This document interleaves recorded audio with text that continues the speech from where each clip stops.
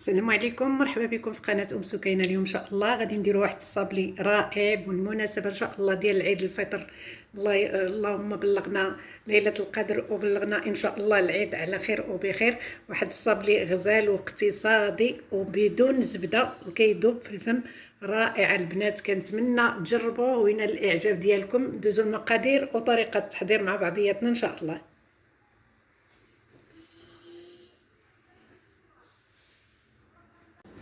هنا شنو غادي نحتاجو ان شاء الله لهاد الصابلي ديالنا بدون زبده. واحد الصابلي كيجي لذيذ بزاف ورائع واقتصادي في نفس الوقت. هنا درت جوج بيضات ودرت قبيصه ديال الملح. غادي نحتاجو كاس ديال السكر ما يكونش مملوء مزيان، غادي نحتاجو كاس ديال الزيت ما يكونش مملوء مزيان، وغادي نحتاجو ساشيه ديال البرتقال، عفوا زهره البرتقال، وغادي نحتاجو 4 غرام ديال خميره الحلوى، غادي نحتاجو تنسيمه ديال الحامض، وغادي نحتاجو معلقه ديال الدقيق، عفوا معلقه ديال الحليب بودره. بسم الله. غادي نضرب الخليط ديالي وانا كنزيد الزيت بشويه بشويه حتى يبيض اللون ديالو. بسم الله.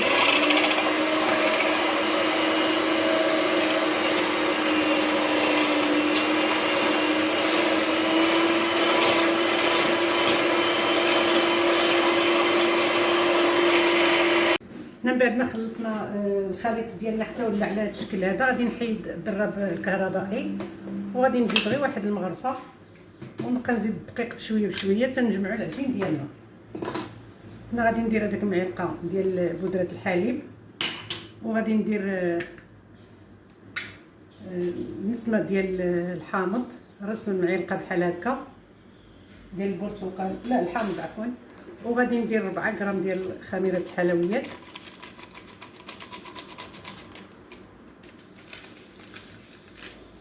وغادي نبدا نزيد الدقيق بشويه بشويه وانا كنخلط.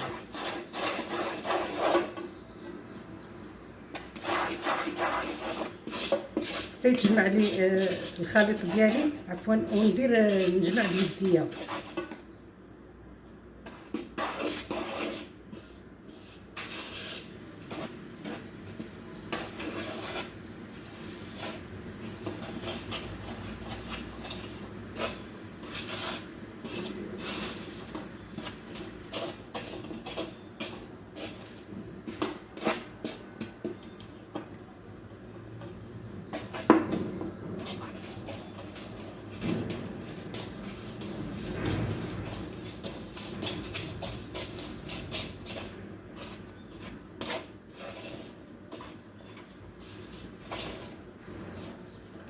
في المرحله غادي نبقاو نديرو الدقيق غير بشويه بشويه.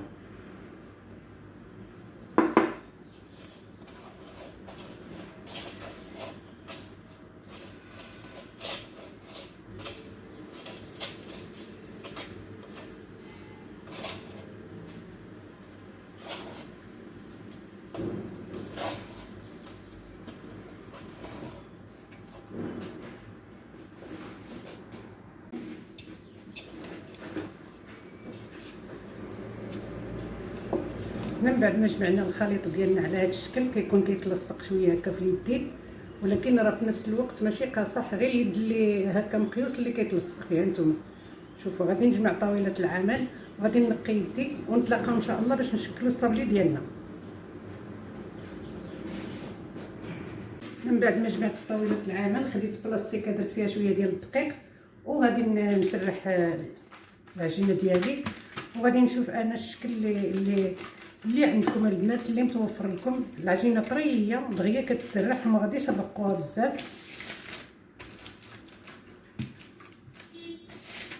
اللي بغات الصابلي ديالها يكون رقيق بزاف دير غير قياس 2 غرام ولا 3 ديال الغرام ديال خميره الحلويات. حنا بغينا يكون شويه مهبر كما كنقولوا، يكون طالع شويه.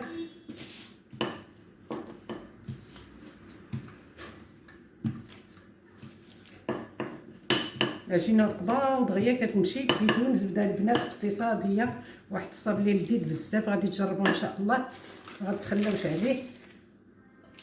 هنا باقي شويه في الريط، غادي نزيد نطلق.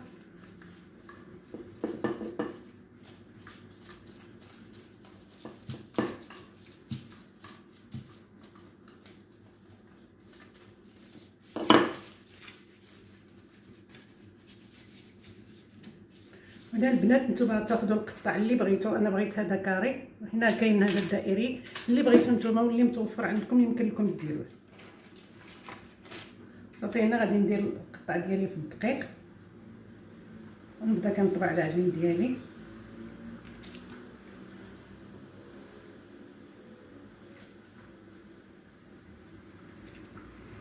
غادي نهز وحده ونوريكم السمك ديالها كيفاش داير. انا مفرشه الطاوه ديال الفران بالورق، عفوا سكت.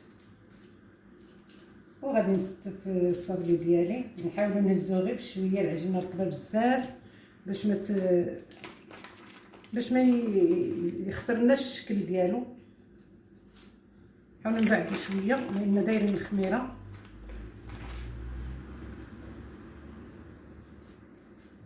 صافي غادي نستمر تنعمر الطاوه ونتلاقاو ان شاء الله.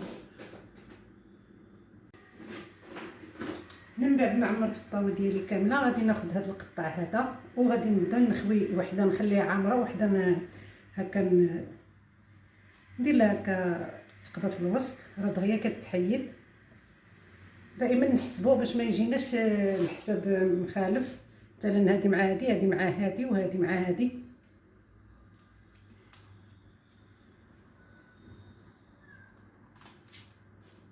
نحاولوا غير بشويه باش ما يعوجلكمش الصابلي ديالكم. صافي غادي نستمر هكا نسالي وندخلها للفران ونطلقها. تبارك الله كتعطينا كميه كثيره ما شاء الله. باقي لنا العجين ما شاء الله. هنا الصابلي ديالنا طاب ودرت كل وحده معها ديالها باش يجيني الخدمه سهله ومفينيه. هانتوما كتشوفوا تبارك الله عطاتنا واحد الكميه ما شاء الله. داك زوج بيضات وهادو درتهم على هذا الشكل هذا. ما بغيتش نطول لكم الفيديو ونوريكم زعما الطابع، راه المهم كل شيء اي طابع عندكم يمكن لكم ديروا. كنوريكم غير الكميه تبارك الله ما شاء الله. عطاتنا كميه رائعه وجا الطياب ديالو ما شاء الله غسال. هنا خديت مربى ودرت معاه معلقه ديال الجليكوز، ها هي باقي ما ذوبتهاش. غادي نمشي ندوبهم مزيان نغليهم شويه ونتلاقاو ان شاء الله باش نفينيو الصابلي ديالنا. هنا من بعد ما غليت البنات هذاك الكونفيتير ديالي درت فيه واحد رشيشه ديال النشا غير شويه مع المربى، معلقه صغيره ديال الجليكوز ونص الراس ديال المعلقه ديال النشا، غير باش هكا كيختر شي شويه. ما تكثروش النشا البنات، غير رشيشه هكا. هنا انا بديت كنزين الصابلي ديالي. كناخذ كل كنتمنى يكون يبان لكم مزيان. نحاول نزيد قدام وكناخذ ندهن الصابلي ديالي من بعد ما استفت كل وحده مع اللي غتجي معاها بحال هكا. وكنحط هنا في الكاوكاو كونكاسي بعد ما حمرته. كناخذ الحبه الثانيه وكندهنها من الظهر ديالها بحال هكا. الجهه اللي كانت في الطاوه هي اللي كندهنو. كنحاول نجمع بحال هكا المربى الوسط وكندير هذه بحال هكا. عفايتين دايرينها مع بعضياتنا. غير نكمل معكم الفيديو صافي. هانتوما البنات. ونحاول ناخذ البانسو ونزيد نعمر بحال هكا، غير بالبانسو نعمر بحال هكا شويه باش كتبان لي داك المربى. وغادي تزيد تقطع مع دايرين فيها النشا وكتجي رائعه البنات. تشكيل رائع وساهل واقتصادي غير بالزيت بدون زبده. اي وحده تقدر ديرو. حليوه ديال العيد بحال هكا الفطور رائعه البنات وسهله واقتصاديه. صافي وكنحط بحال هكا. نجيب الثانيه نعاود معكم وحده غادي نستمر البنات باش ما نطولش عليكم بزاف. ما كنبغيش انا الفيديو يكون طويل بزاف باش ما تملوش هكا. نحط حتى فوق منا. غادي نستمر تنكمل كلشي ونتلاقاو ان شاء الله في الشكل النهائي. وهادو ان شاء الله غادي نشوفوا عاوتاني باش غادي نزينهم.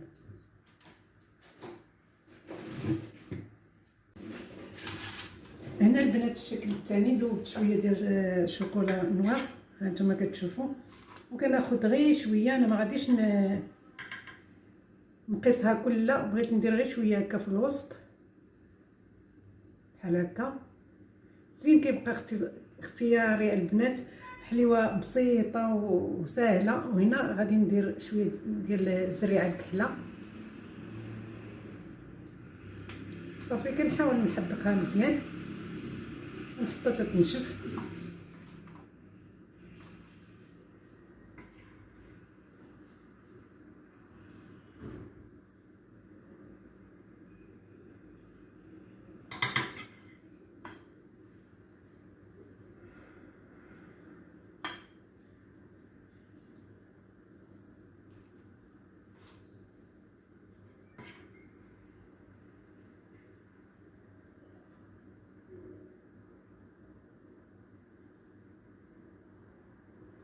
ما نكثروش شوكولا باش ما تضيعناش في هاد السنينات ديال هاد الحليوه ديالنا. صافي وكنزينوها باش ما بغينا تقدروا تزينوا اي حاجه عجبتكم واي حاجه متوفره لكم في الدار.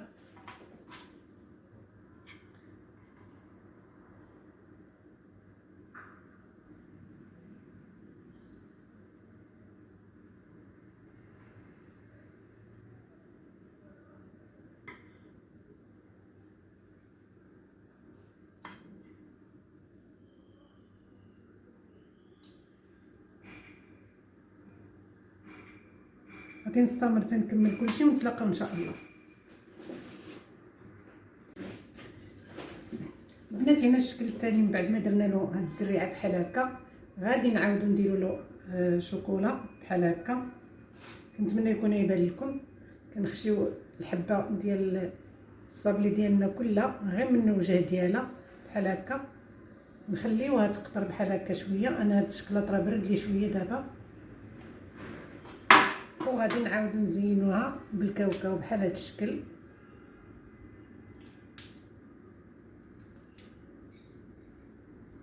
هكا. كيتولي عندنا هذيك الزريعه بحال الحشوه لداخل، ومني كناكلو هاد الصابلي كنحسوا بواحد البنه رائعه خليط ما بين الزريعه والكاوكاو، كتجي رائعه البنات. غادي نستمر، غادي نعاود نسخن الشوكولاط ديالي حيت قصح لي شويه. ما بغيتش نطول عليكم البنات، بغيت نوريكم غير الشكل النهائي باش ما يجيش الفيديو طويل. نعاود معكم وحيده. تما البنات كتولي عندنا ديك الزريعه لداخل الحشوه.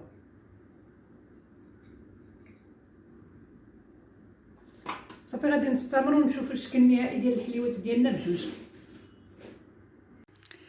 البنات الشكل النهائي ديال الصابلي ديالنا هو هذا، كيطلع رائع البنات. هادو اللي درنا فيهم الزريعه لداخل وعاودنا درنا فوق منها الشكلاط ودرنا الكاوكاو، كيعطيو واحد المذاق رائع البنات. وهذا اللي درنا فيه المربى وزيناه بالكاوكاو كونكاسي، كيجي غزال البنات غزال. وهذا زيناه بالزريعه، تشكيل راقع البنات ولذيذ بزاف في المذاق واقتصادي بدون زبده. كنتمنى ينال الاعجاب ديالكم بالصحه والراحه. الى فيديو اخر ان شاء الله.